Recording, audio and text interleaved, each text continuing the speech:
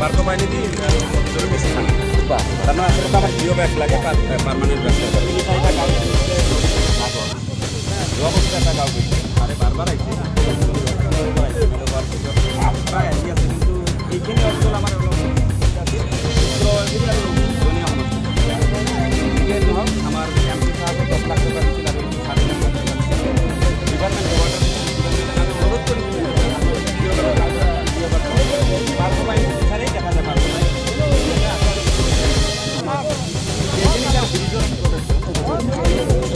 আচ্ছা এখানে ঠিক আছে এই যে আপনি দেখা পাইছে এনেকো আরো একটা আপডেট হচ্ছে দুটো বুলেট আছে কিন্তু স্যার আই নদীতেও বিরাট বিরাট কারেন্ট হয় বানপানির সময় বিরাট সাপোর্টিং আছে আর বাইরে এইটু সাইডের মানে কারেন্টের ভিতরে যে ঘুমায় জিও ব্যাগ জায়গা ভোট দিয়ে পড়া আনন্দ করছি আমি যে আমার উপযুক্ত মানুষ আমি ভোটছি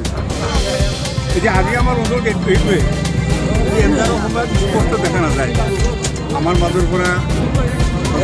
বিএসসি সাহেব আমার হাতে এমএলএ সাহেব মুখ্য সাহেব বুঝাই দিছে আমার রাইজের দাবি এইটোৱে আপনি নিৰ্বাচনত জয় নিশ্চয় আমাৰ এটা বিশ্বাস আছে আৰু জয় হোৱাৰ পাছতে আমি নিৰ্বাচনৰ ক্ষেত্ৰত আমি আশীৰ্বাদ কৰিছোঁ মই আগতেই কথাটো উল্লেখ কৰিছোঁ যে এইবাৰ ভোট দি শান্তি পাইছোঁ ৰফিকুল ইছলাম জিন্দাবাদ জিন্দাবাদ জিন্দাবাদ ৰফিকুল ইছলাম জিন্দাবাদ জিন্দাবাদ জিন্দাবাদ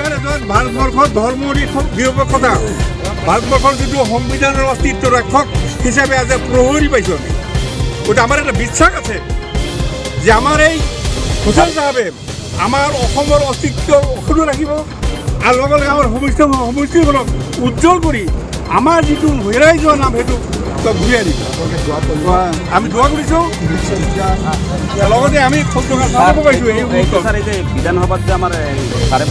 যিমানবাৰ বিধানসভা হৈছে আইৰো মানা নাই এইটো নৈৰ কাৰণেই যিমানবাৰ প্ৰশ্ন কৰিছে আৰু সেইটো যে আমাৰ আমি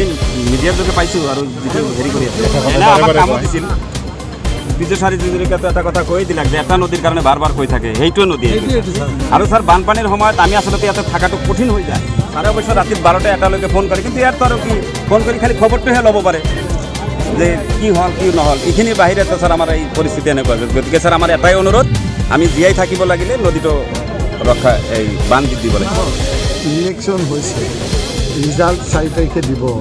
আপোনালোকে ৰিজাল্টটো অন্তত আল্লাহ নাৰাজ হৈ যাব অন্তত অলপ সময়টোলৈ ৰক্ষক 4 তাৰিখে ৰিজাল্ট 4 তাৰিখে দিব আপোনালোকে ৰিজাল্টটো অন্তত আল্লাহ নাৰাজ হৈ যাব অন্তত অলপ সময়টোলৈ ৰক্ষক 4 তাৰিখে যে আপনি জিকিব আৰু ইন্ডিয়া গভর্নমেন্ট আহিলে স্যার আপনি মন্ত্রী হব আমার এটু আশা আমি দোয়া করি ফাইনাল আমার এটু আমার ইফালে স্যার আমার ইফালে 80% ভোট পাইছে আপনি এতিয়াতো এইটো আপোনাৰ প্ৰথম আমি কৰিম থ্যাংক ইউ স্যাৰ কৰিব নালাগে ঠিক আছে ঠিক আছে নাৰাজ হ'ব 4 তাৰিখলৈকে আমি ৰখো হয়তো হয় আশীৰ্বাদ যে আমাৰ আজিও পালোঁ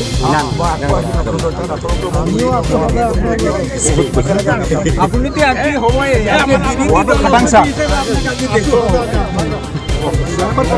ৰাইজৰ সমস্যা লৈ ৰাইজক লগ কৰিবলৈ আহিছোঁ মোৰ এটা দায়িত্ব কৰ্তব্য যে ৰোজা ৰাখি এই মানুহখিনিয়ে বয়সস্থ লোকসকলে যথেষ্ট কষ্ট কৰিছিল গতিকে এতিয়া নিৰ্বাচন গ'ল এই মানুহখিনিক কৃতজ্ঞতা সুক্ৰিয়া আদায় কৰাৰ মোৰ এটা দায়িত্ব সেইকাৰণে এই মানুহখিনিক দেখা কৰিবৰ কাৰণে মই আহিলোঁ মানুহৰ মৰম মানুহৰ আশীৰ্বাদ মানুহৰ দোৱা দেখি মই আপ্লুত হৈছোঁ এই মানুহসকলে যথেষ্ট কষ্ট কৰিছে তেখেতক ধন্যবাদ যিমূলা বাঢ়িব তাৰ দুবাৰতেই চিন আজি নিৰ্বাচন হৈ যোৱাৰ পিছত আকস্মাত আমাৰ 2 নং ধুবুৰী লোকসভা সমষ্টিৰ কংগ্ৰেছ দলৰ মনোনীত প্ৰাৰ্থীজনে আহি আমাৰ এই অঞ্চলত নদীৰ যিটো সমস্যা গৰাখহনীয়াৰ সমস্যা সেইটোৰ বুজ লৈ গ'ল তেখেতক আমি এই অঞ্চলৰ ৰাইজৰ পৰা অশেষ ধন্যবাদ জনাইছোঁ লগতে তেখেতক সহযোগিতা কৰিছিল আমাৰ 34 নং উত্তৰ অভয়পুৰী বিধানসভা সমষ্টিৰ সন্মানীয় বিধায়ক আব্দুল বাতিন খন্দকাৰ সাহেব এই অঞ্চলৰ দীৰ্ঘদিনীয়া এটা সমস্যা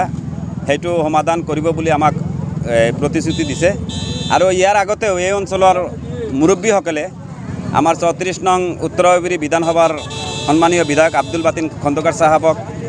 তেখেতক এটা দাবী জনাইছিল যে আমাৰ যিজন ধুবুৰী ২ নং ধুবুৰী লোকসভা সমষ্টিৰ